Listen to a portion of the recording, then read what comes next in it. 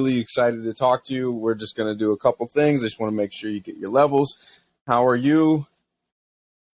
Good. I'm doing good. Okay. Oh, so I didn't know if you're asking me like how my sound was, and I'm like, I'm good. No. Yeah, I just turned down my mic a tiny bit, so it's not peaking. I'm going to turn you up just a little bit, but you sound great. You look great. I'm happy to see you. You too. Like for real. Like it's. Are you taking care of yourself? Yeah, I am actually. Well, that's what we're going to talk about, actually. So, all right. How do you prefer, like, because I always have to ask, because I met you as Barbara. Do you prefer to be introduced as Babs or Barbara? You can say Babs. I'm trying to go by that more now. Yeah, no, it's fine. See, this is that shit that I mean, people are like, I've known forever still, and I don't really care either way. Just like professionally, I'm trying to use Babs. Got you. All right, see, this is why I asked. I'm trying to be professional in this game. So, all right, well, we'll make the most of your time. Is there anything? Or like, also, I try to be cognizant of everybody's, because like I said, this show is about wellness and overcoming like tragedy and triumph. So if there's anything that you want me to steer away from, I'm more than happy to do that and respect that. So yeah, any questions? I'm probably fine. I don't have that much shit to hide. Okay. So I always like. No, it's good thank you for asking that. Yeah, I wanted to get you on anyways, and then I woke up and I was like, oh shit, I forgot to like podcast, so I should probably. And this is like perfect. So you're doing me a solid, and we're gonna eventually get you on. So we'll keep this rolling. How long do you go? Like 30, 40 minutes. Cool. Yeah, is that good? Yeah, it's great. Yeah, you're like fine. She's like, I always like to ask because you never know. Because sometimes somebody's like, "Oh, by the way, it's 2 hours," and you're like, "Oh fuck." No, okay. we're doing a Joe Rogan. We're doing Rogan style today. Yeah, we're doing it Rogan style, and just you're gonna be here now. This is where you live for the next fucking. You're just gonna be here. So just buckle up. All right, 3, 2. Hey, what's going on, Glad Gang? In studio, I have old friend I haven't seen in a minute. I haven't seen her since the Pandy. Like, digitally, we saw each other during the Pandy. You may have seen her on HBO Max, Comedy Central, Hulu, MTV, and VH1. You may know her from the Toxic the Podcast, Lady to Lady, and her brand new podcast, Babstinence. We have in studio Babs Gray. Yeah, what's going on? Thank you. Great intro. What's going on? Thank you very much. I'm doing good. Yeah, I'm excited to come on. You literally just messaged me like half an hour ago. You were like, "You're probably too busy," and I was like, "I'm doing nothing." I was bedazzling. I was bedazzling something, and I was like, "This is great. Yes, please." Shout out to just doing nothing. Like, thanks for hanging out with me on your Labor Day weekend. I know you're in Cali. How's the weather? I mean, it's melting. It's hot as fuck. It's awful. Yeah. How is it over there? Is it the same? It's sweaty, but we had a little rainy day. But we get that in Massachusetts. We get that nice little humid rain. Oh yeah. That's some hot rain. Yeah, it's hot rain, but we're feeling. It's good to talk to you. So for backstory, for those that are listening, I met you like almost 10 years ago, maybe, probably 8, maybe. I think at least 10. Yeah, but you had moved out. Like, I started comedy in Salt Lake. You were originally from Utah, and then you went to LA, and then you came back for a bad bar show that was. Like we could just. That sounds like me. That sounds like something I would do. Yeah. No, hey, this is what let's say what it was. We came back. I think it was at Club Vegas. I want to say. Oh God. Which is no longer. It's something else now. But I met you. You were funny. Then I got drunk and talked about Street Fighter on stage, and it was. So that, like, I always think of you in Street Fighter. Like, that's your. You should. I love Street Fighter. Who's your favorite character? I always use Guile. Guile's my go-to. Yeah, I'll be honest. A lot of people I'm low key obsessed with Guile. He's kind of why I've joined the Air Force. I kid, I don't like telling people that, but it's out there in the ether now. I really mean it because I saw that. I was like, wait, this guy gets to wear his hair way out of regs. Cool ass hair. Yeah. Yeah. Like total not a military haircut, and then just gets to fight just random strangers by a jet on a flight line while his friends just like, yo, beat the shit out of this guy. Yes, and his under, I don't know what it was called, but his low kick, roundhouse was my favorite. The flash kick, yeah. Oh yeah. Yeah. Very, very efficient move. Very slept on move. And as a button masher, good move for me. So fair. Well, thank you for sharing that. But I remember that night. It was just like I just remember just doing bad comedy at a bad bar but you were a good hang, and I mean, let's keep it a buck. We were young in comedy. We didn't know what we were doing. No, back I mean, then. it's just funny because I've always just done bar comedy, and I never got in at clubs and stuff, and Salt Lake has a very good club, but yeah, I would just come back and be like, I'm just gonna do this bar that's next to the freeway. Because that sounds more up my alley. I mean, but I love bar. Okay, so can you, for those civilians that aren't privy to the bar scene versus the club scene, could you break it down? I mean, you're in LA, so you have a perfect example. What's it like? Yeah, I mean, the bar is obviously, it's like a big business. It's usually a chain, and so a lot of times. It's just a lot more, 2-drink minimum. You're paying the cover fee and the 2-drink minimum, and you're expected to pay a lot of money. And honestly, I think now I get it. I think then I was like, no, I'm an alternative comedian. Fuck the man. What, you shouldn't get paid to do this? And then it was such bullshit. And it was like, oh yeah, you should get fucking paid. Not that they, they paid $10 a set or something, but and so bars are a lot more DIY. That's the kind of scene I started in, was a lot of let's put up the shows ourselves. Let's find indie venues where, they want to try it out and build our own audience and stuff like that. So that's kind of, I've always had a affection for that. But I think at this point, the lines are a lot more blurred. It's not as separate at this point. Well, and the thing is, I remember I've done Sauce twice which was at Desano. Are you still doing that? No, Desano Pizza. Yeah, we stopped doing it a little bit before the pandemic because of construction. And then we were it was so much work, we didn't bring it back. But I gotta say, I mean, that's not, is a bar, would that classify as a bar show? But I will say it was a very intimate show. And I really enjoyed the space that you had and just having, it's a pain in the ass to run a show. People don't really realize you have to get emails from people. You have to send out emails. You have to check avails. You have to watch their comedy, which sometimes is not fun. And and then you just have to make a decision to put a good show together. You have to know who works well with whom, and who's going to complement each other well. You want to, I can't imagine what you're always so damn busy. And, my stepmom I've told you this before, but I wanted to mention it again. There's a great picture of you at an AM PM with a smoothie or a Slurpee. Yeah, Slurpee. And my stepmom, God bless Rhonda, she loves that picture of you.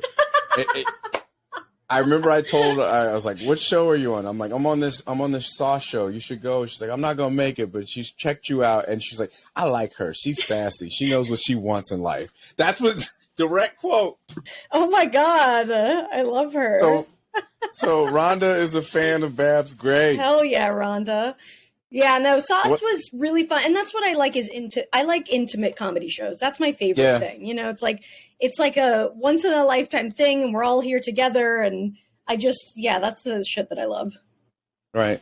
No, I mean, well, and that's where you find those little nuggets. They're like, oh, you can get experimental and try out these different things. I think I did I know I did a bit that that I kind of played around with at Sauce. So shout out to Sauce. That's awesome. Yeah, it was definitely that kind of place too, where you could really and I feel like it was so beneficial for me being able to do it weekly and just having that home stage where you can kind of experiment. I think it was the day that Mike Pence was sworn in or something. Oh my God. That I showed, and I was watching the inauguration of that.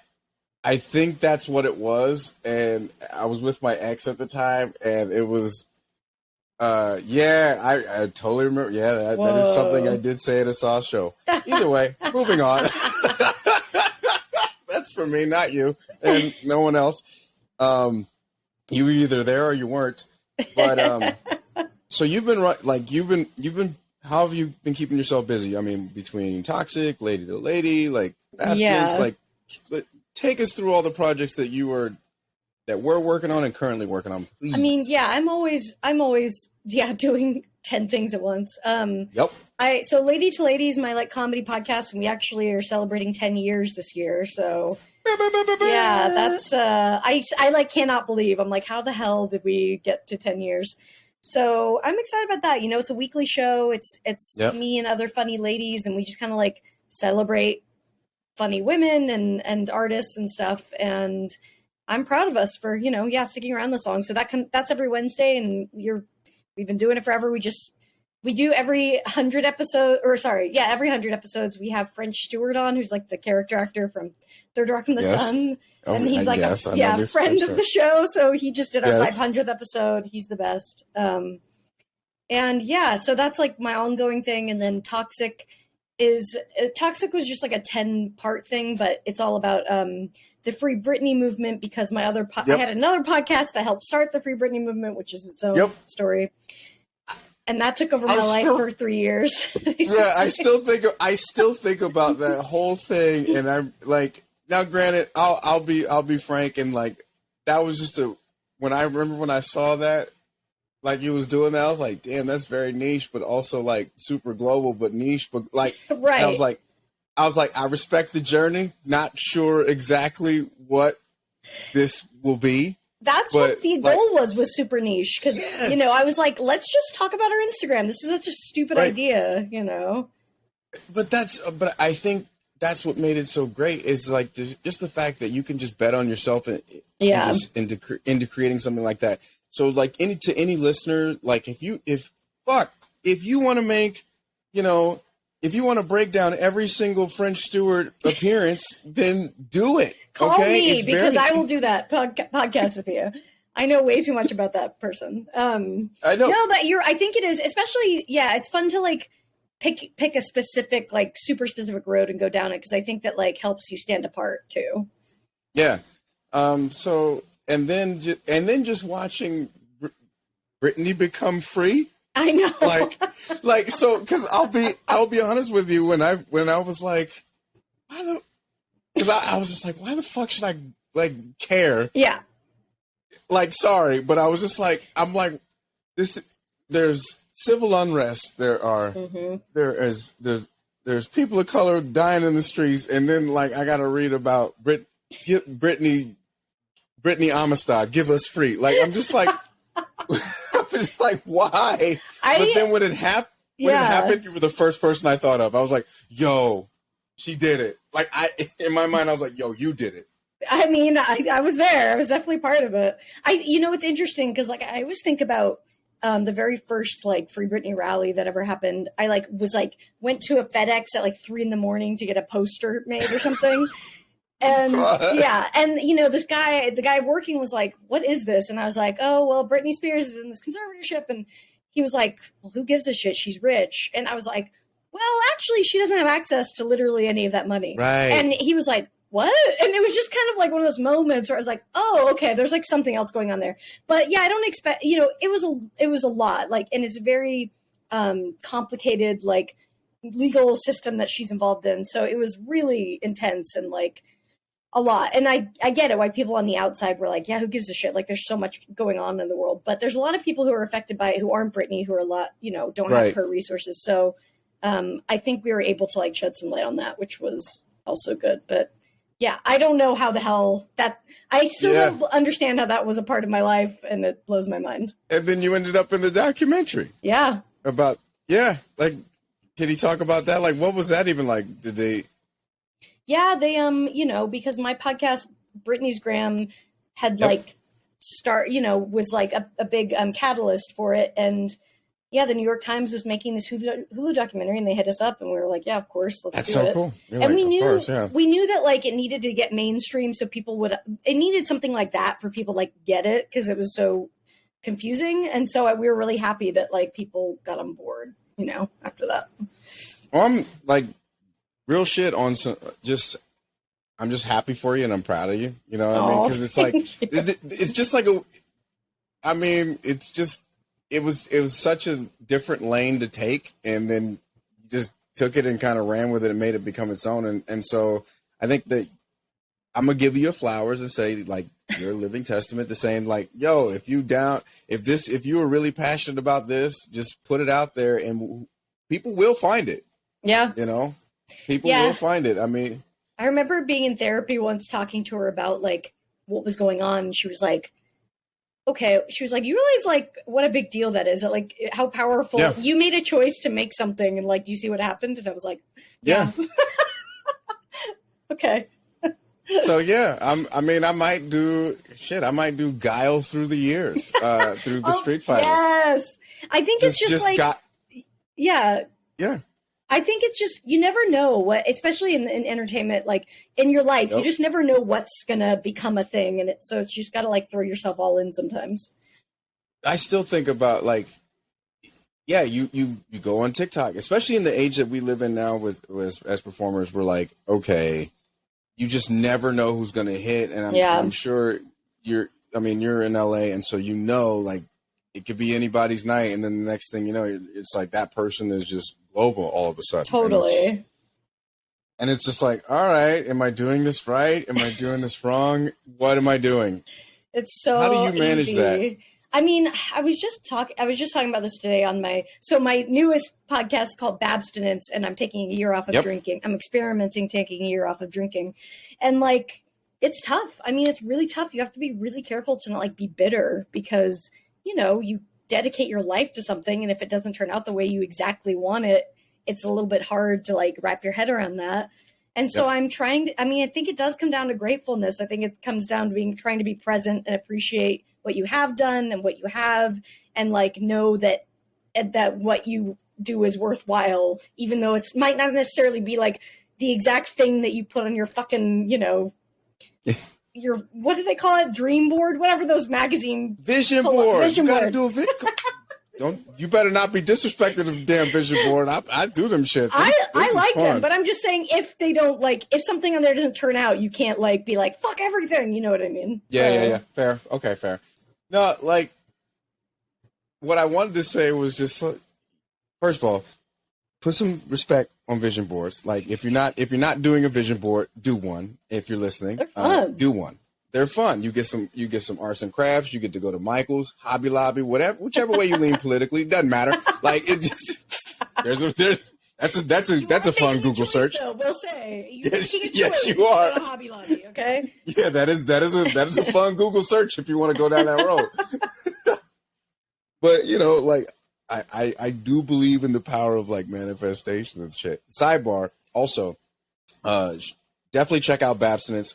I understand you're looking for some music, some intro music. Holla at your boy. I'll send you some demos. I'll just say that. That's a good idea. Thank you. I did my intro music for my own show. That's right. If you listen to Glad You Made It podcast, guess who did the beats, motherfucker? It was me the whole damn time. The beats are coming from inside the house. Yeah. You did a pandemic show as well. Yeah. Oh my God. I did. You keep fucking busy, man. I do. I think it's like, it's an ADHD. Like I just have to, literally, like I said, I was bedazzling. So we have our big 10-year anniversary party coming up this weekend, and I've just been like obsessively doing different crafts and shit. And sounds like good problems to me. It is, but I always have to be doing it. Like it's if I slow down, I'm not good at that, you know. But yeah, I did. Yeah. I had a Zoom I had an Instagram live show called Comedy Quarantine. Yes, that's what. Okay, yeah. I was just like, because I remember I did it, and I actually debuted one of my songs on there. Oh yeah, you did. That was fun. I rapped my little ass off, and I'll be honest with you. I ended up. I recorded that song many years ago, but I ended up turning it into a bit. And so, like, I have to give you, just thank you for giving me that platform to kind of experiment with doing that song on your show. Like, cause I just recorded a special that I'm putting out independently, and I was able to do that bit, and it became one of my favorite bits to do. So thank you for giving me that. I love that. That's what I mean is like, you just never, it's so funny, like ideas I had, a decade ago, like become something, you know what I mean? Just these like nuggets that you make can like really turn into something else later on, which I do love that about being a creative person. It's like really fun to see ideas like grow later on. So with Babstinence, like that is something that you decided to do, like you said, for a year, and it's been difficult. You're on day like 40-ish, right? I'm on day 44 now. Yeah. Okay. And so, do you think we're gonna still keep doing this, or like as far as like 2 years? Is the goal? Is this just like kind of a 1 year and we're done, or we'll just wait and see? I think I'm gonna wait and see. You know, I think it's like I've learned that putting too much pressure is like never helpful. A year's enough, you know. So I'm just trying to hit a year, and it has been tough. I will say the last week has been the best week so far. So I feel like I really got over the hump of like the first 5 weeks, and now I'm like actually feeling the benefits, I think, of alcohol like being totally out of my system. So I don't know, I'm feeling good, and I have no idea what the future holds. If I think I'll go the whole year. I don't know, you know, something could happen. I could get off of it. Who knows? What would you say are the like 3 immediate benefits that you've seen in over the last 40 days? I think the biggest one is I've always had this thing where I'm really obsessed with like time, and if I don't like if I don't do a schedule the exact way that I set out, I think that's all ruined and I won't do it. You know, do you recognize that? I think a lot of people. No, do that. yeah, I felt that. I felt that. I was like, oh, good fuck. Yeah, I think it's super common. And I found that like even though I woke up later than I meant to, or I still did things and was productive. I didn't let it like fuck myself over. So for me, that's huge because I've always struggled with like just kind of, I don't know, working towards this kind of schedule that I want. So I think, and I've just been like taking long walks in the morning and listening to books. And that's like, honestly, taking a long walk, I think will like do a lot for you. So we out here listening to books. Okay. I see what your little Audible account flexing. I mean, that is a low key flex. I mean, Libby, it's the library one, but you know. Okay. Hey, you do you, queen. You do you. Okay. The point is, you out here. Okay. Yeah. Out here on like going on walks in LA, listening to your audiobook. That's a mild flex. Mild flex. How is that a flex? It's not a. It just is. Okay. I can't do that shit here. I'll take it. Yeah, just take it. Just take the roses and smell them. It's nice, and you know, so that's been a good thing. So I guess those 2 things, and then just like just feeling pretty good in general. I'm feeling like happy and grateful. So yeah. What's comedy like for you right now? Just as far as the state of your material, or like what are you working on, or? It's tough because like before the pandemic, I was getting booked a lot more. I definitely I'm not doing as many shows now. So it's like really hard to develop material, and I feel really rusty on stage. So I'm trying to record a special like in the spring. So I'm trying to like start getting in that mode of like, all right, what the hell's going to be on that? And I'm going on the road soon to like, that'll be a lot better. Cause LA stage time lately, it sucks. I've heard. I mean, I'm just saying, we got a guest room. Come to Boston area. We got you. I would love to. I've actually never been to Boston. My grandfather lived there. Oh my God. Come check it out. Yeah. No, you would. I think you would love it. One, it's a fun comedy town because you have the highly educated, students here. You have the blue collar vibe here, and then you just got a lot of tourism that just naturally comes through here. So it's just like you get these audiences that are just, they are genuinely there to have a good time, because the educated ones want to just they want to hear how people think. They appreciate people's thought process. The blue collar average Joe guys, and just just people in general, just they work hard, so they want to relax and have a good damn time, so they're genuinely excited. It's really weird. They'll just come and be like, I never heard of you, but I want to see you. Man, that's I paid $60 for parking. Those are great comedy towns. That's awesome. Yeah, and then you just got the tourists that I've never been to the United States, and I wanted to see where the Boston Tea Party started, and here's this free bar show, and it's great. You know what I mean? Cool. It's kind of, I'm grateful to be a part of the scene here. So like I said, we have a guest room. I'm currently in it. So hell yeah, like I'm gonna commandeer. Hope you like Purple and Wu-Tang, but you can come hang out with my wife and my dog and just chill. Hell yes. That's an open invite. That's my word. To anyone listening? Or just me? There's a couple. To you, there's a couple people that are listening that opens that up too. But but for you, no, thank you. That would be great. Yeah, I am trying to. I'm like I said, you can't work out anything in LA right now, so I'm just doing I'm doing some shows in Portland and New York soon, and Portland. Trying to develop shit. Portland's a great comedy town too. Portland, Oregon, but also don't sleep on Portland, Maine. Ooh, I'd love to go to Maine. I've never been there. I was just thinking about it. It's mad beautiful. Oh, it's mad. I bet. Yeah. It's like Winterfell, but peaceful.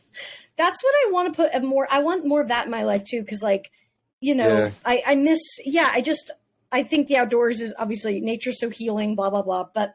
In LA, it can be, there's a lot of beautiful places in LA, but it's such a pain in the ass to get to anything. There's too many fucking people. Yeah. So it makes everything kind of difficult to do, How do you, outdoorsy. When you are outdoorsy, how are you taking care of yourself?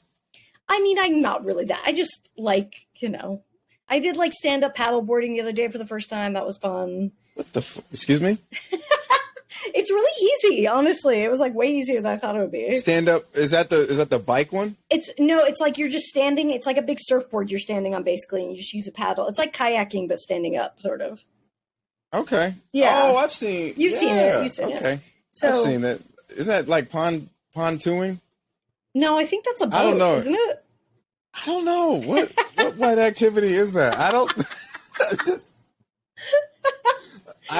I'm not familiar with that one. Some water shit. But I try, I really like any body of water. I want to be in it, be around it, be doing something in it. So I'm trying to get more of that in my life too. Well, then get some, damn it. Well, I'm just saying, just listen. Like I said, invite. So what is I do kind of want to we can get real for a minute, but how did we arrive at Babstinence? Was there just a decision where you woke up one morning and you're like, yo, this shit needs to stop? Yeah, basically. It was it was my birthday. I had a birthday party. It was my 39th birthday, so I'm turning 40 next year, and that feels like a big one. And so I just turned. Yeah, it's happy birthday, but it's a big one. Thank you very much. Yeah. And I had a birthday party, woke up very bad hangover. And I had thought about doing it for a long time. I had ideas of doing it, and it just felt like it was time. I was like, this is you're turning 40 next year. It's time to start treating your body better. You've been thinking about this forever. Yeah. You feel like fucking shit. There's some things I did that I wasn't proud of also that made the decision that I'm not going to get too into, but I get it. Yeah. But I just was all right, this is it's not serving me. It was, I just knew that alcohol was not serving me anymore at that moment. And it was just I've been thinking about it for so long. All the friends I have who are sober who've talked about it, I always like really connected with their posts and thought like maybe this is for me. And it just felt like, yeah, you know, I think if I do a podcast, I'll have to hold myself accountable and it'll be a place for me to put my thoughts. And I just did it. Yeah.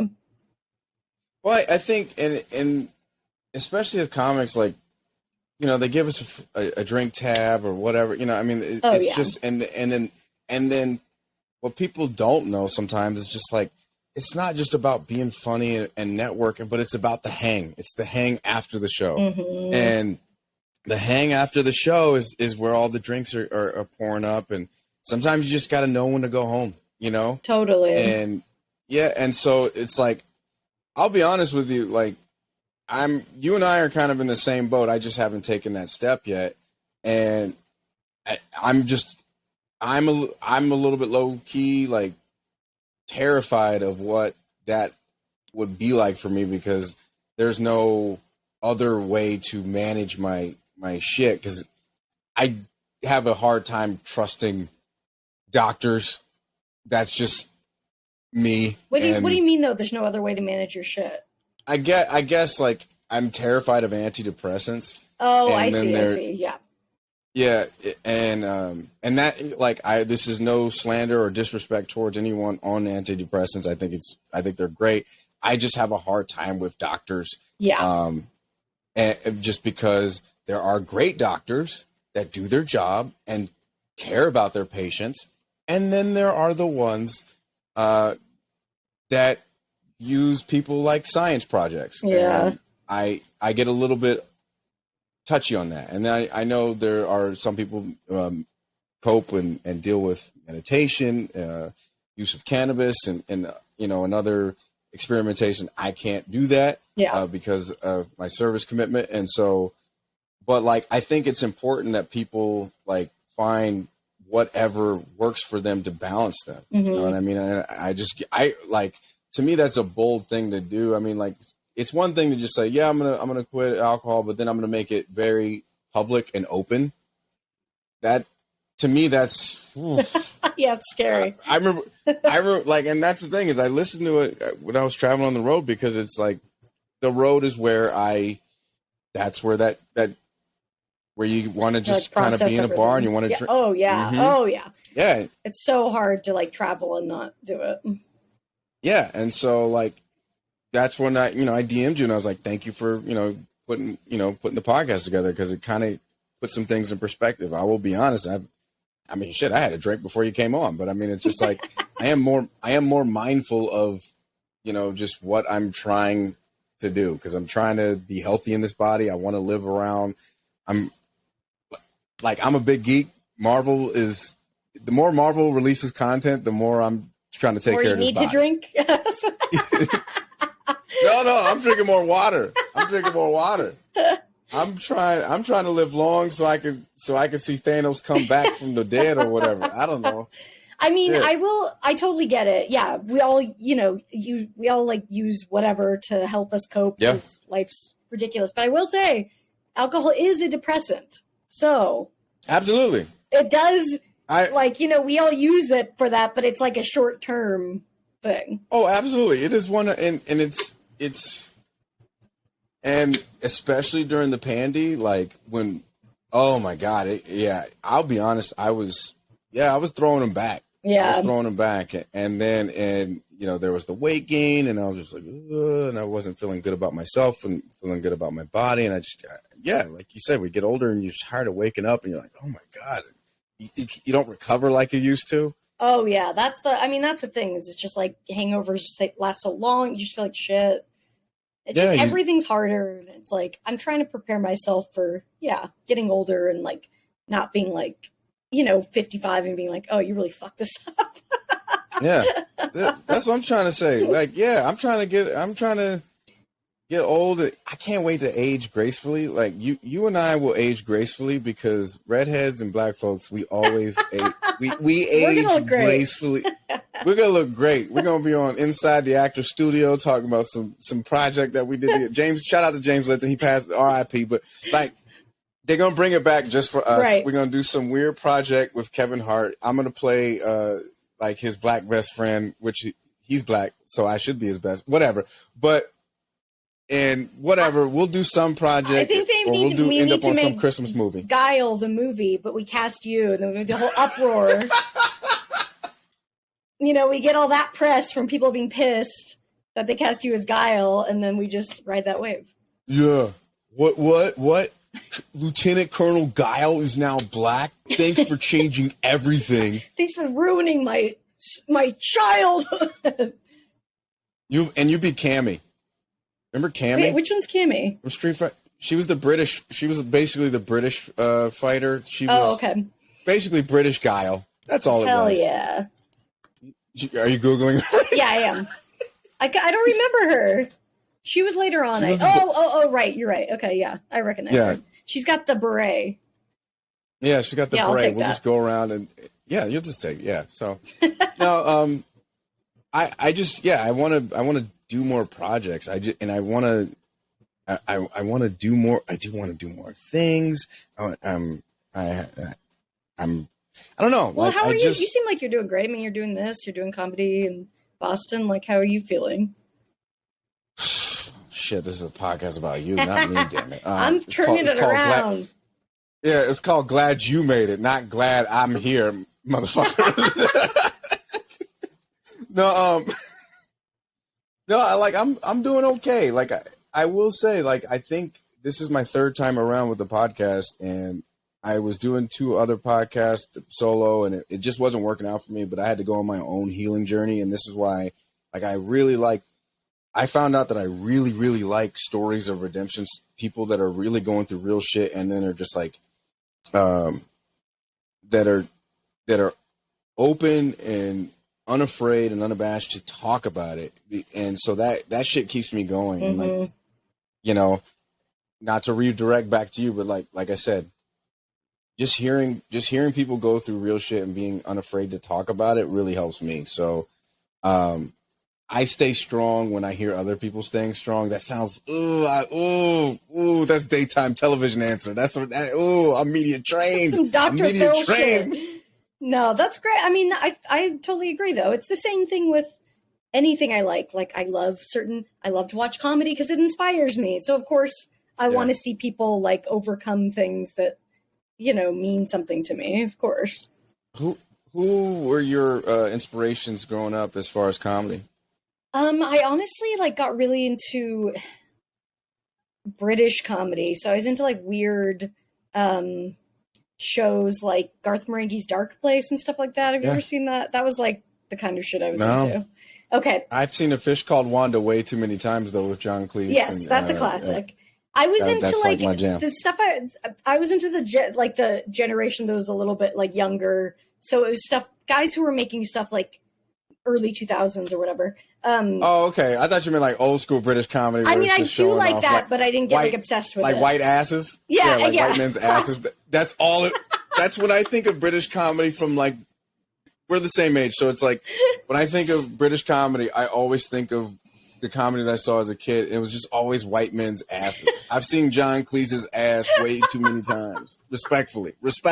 Excuse me, Sir John Cleese. Thank you. Sir John Cleese's white cheeks. No, I mean, I like all that stuff, but I never got super into it. But yeah, there was just this show. So, Matt Berry from What We Do in the Shadows. Yes. Yeah. So this was his class of comics. He started out with these guys making these shows, and I just fell in love with it. And that's the kind of stuff I always wanted to make, kind of just weird, I don't know, out there shit. So yeah, I didn't listen to a little bit of stand up. I listened to Patton Oswalt and stuff like that, but I didn't get super into, I mean, I guess Mitch Hedberg was always a classic. Mitch Hedberg. Yeah. Were you always the class clown, or did you just kind of fall into it? Oh, I was always a performer for sure. I was always doing something, and I don't know. I wouldn't necessarily do it in class, but I was definitely a theater kid, So I knew it. I knew you had. Of course. I'm theater kid too, so I mean, I get it. Yeah. So yeah, I was like. No, we know. This is why we get along. You can't stop. I was don't ask if she's a theater kid, but right, so I gotta ask. Can So wait, where did you go to? You went to high school in? No, you went to high school in Orange Salt County. Lake. Okay, in Orange County. All right. I went to Orange County. I went to Mission Viejo High School.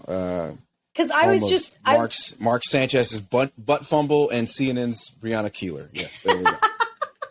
Well, I was going to ask you, so you didn't have the same experience then, but in my high school, because I went to high school in Salt Lake, like all the theater kids, we were there doing it all the time. That was our whole life. But then when it came around to the musical, all the fucking Mormon kids would get the big parts because they, sang like angels or whatever. And so they would come in and swoop in and take the big roles. And obviously I'm still bitter. Well, what plays were like? Oh, they were so bad. They were so bad. They did like y'all doing Godspell or some shit. No, they did. Oh my God, what is it called? Jesus Christ! No disrespect to Godspell. They just did. Was it Jesus Christ Superstar? No, you think they would ever do that in Salt Lake City? Fuck no. I don't know. You never know. Brigadoon, so bad. Like I don't even know what Brigadoon is. I know no one knows who it is. Brigadoon. The Servant of Two Masters. It's just like really bad shows. No one wants to hard see. Pass. Yeah, I did West Side Story, Sweet Charity. God damn it, you had good ones. We did Little Shop of Horrors. I was the plant. I was Audrey too. Oh, that's a great role. I passed out in the plant. I was the puppeteer for Audrey too, and I passed out. They had to call the paramedic. This is a real ass story. That's a real ass story. That's a big job. That's a big job doing that plant. Yeah, so did you do the voice too, or you just did the? No, I didn't do the voice but they had a white man do the voice of Audrey too, which now now going back, I was like, oof, I should have did the voice. Yeah, you should have done the voice. That's one of my favorites of all time. That's such a good show. Yeah, we didn't do anything good. Like I begged him to do Damn Yankees, and he did it like the year Damn Yankees is great. That's a great show, but he wouldn't do it. It was just like we had a shitty teacher. Anyway. So I didn't really ever get to be in like a fun musical, which I still like want to be because I see them all the time and I'm always like, damn, this would be so fun. All right, here we go. What are we? Are we writing Guile the musical? Yeah. Oh my God, please. Sonic Boom, like Sonic Boom the musical, like it's. That's it. You just wrote it. Yep, Sonic Boom. And Flash Kicks for everybody. Like it's just, it's a love story about Guile wanting to join the Air Force. Yes. Or maybe he's trying to get out so he could live a normal life, and go home and be a family man, which was the best advice that you can get in Street Fighter. After Guile whoops your ass, he says, go home and be a family man. Oh, right. Oh, my God. Remember that? Yeah, that was remember that shit? And so, that's go home and be a family man. So maybe this is his journey to go home and be a family man. And, guest starring Colin Farrell as Ken Masters. And, I would think maybe Owen and Luke Wilson as Ryu and Ken. Oh my God. Scarlett Johansson as Chun-Li, because why not? Because why not? Obviously. Yeah, that's the way you do it. All right. And they can do, Brendan Fraser in the fat suit as Blanca or whatever. I heard that his new movie just got a 6-minute standing ovation. Yeah, or something. I heard about that. I guess he plays like a 600-pound guy. It sounds interesting. Yeah, The Whale, I guess. Mm-hmm. So check that out. I don't know if that was a weird segue, but I just was a thing I was reading today. I was thinking about the most inappropriate casting possible. Which would be I guess Blanca's Scarlett just Johansson a as Chun-Li. green guy, so his name is Carlos Blanca. Is formerly known as Charlie. Why the fuck do I know Wait, this? it is Carlos Blanca? Isn't he like Carlos Blanca? Isn't he like Brazilian? Yeah, but he was like he got transformed into there's two different stories, I believe, that he got he was raised by wolves or some shit, or went through M. Bison's experiments. There's two different stories. Why the fuck do I know this? And him and Guile are friends. So Blanca has to be a big...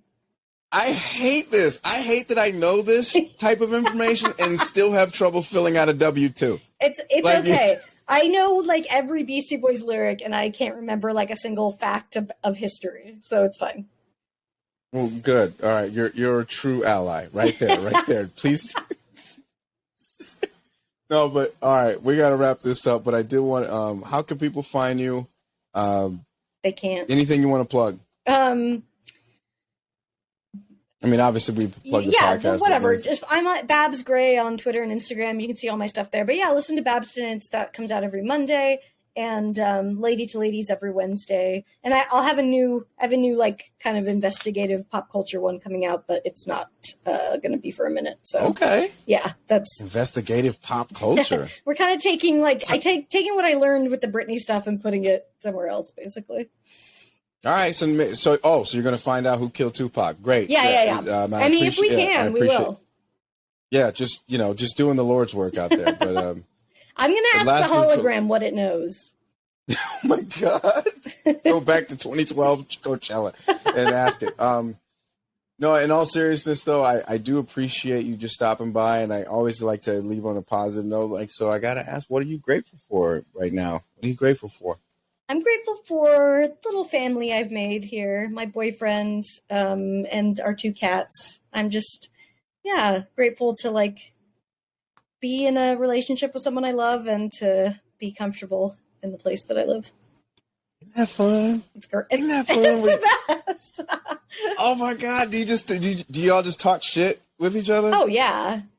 All we do is just watch TV and talk shit and talk about our cats. It's great.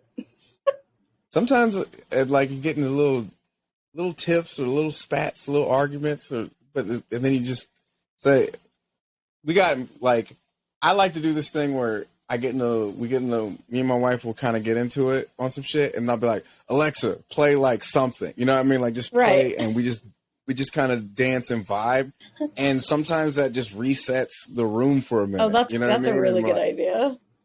It's because it's but. So shout out Alexa. That bitch is changing lives out here. I don't do that. Sometimes I'll try to play that Gloria Estefan song Conga. The beginning of that song's really loud, so it's bam, bam, and so sometimes I'll try to hook into his Bluetooth and play it as loud as I can, and he hates it. So that's not what you're suggesting, but no, I'm gonna do it. All right, next argument I get in, Alexa, cue it up. It's really assaults the ears. But I'm really I'm grateful for that, and just shit. Well, doing shit. Grateful to do shit. I appreciate you just stopping by and just sharing with us, and and good luck on your journey. I'll be honest, I'm rooting for you. Thank you. I'm rooting for you. I am rooting for you. Thank you, and I hope I see you again. I know it has been at least shit. It's been since Mike Pence. Yeah. We've gone through a whole, presidency. Damn. It's been a while. I haven't seen you since Mike Pence, which is a weird sentence. But we know what that means. Such a weird sentence. Yeah, we know what that means. Anyways, but just thank you just for stopping by and taking time out of your day. And it means a lot to me. And so I hope to see you soon. And whenever that if you ever decide to come to Boston, just let me know. Oh yeah, I'm taking you up on it. So yeah, all right. Well then, you take care. Peace, love, Thanks, and dude. gratitude.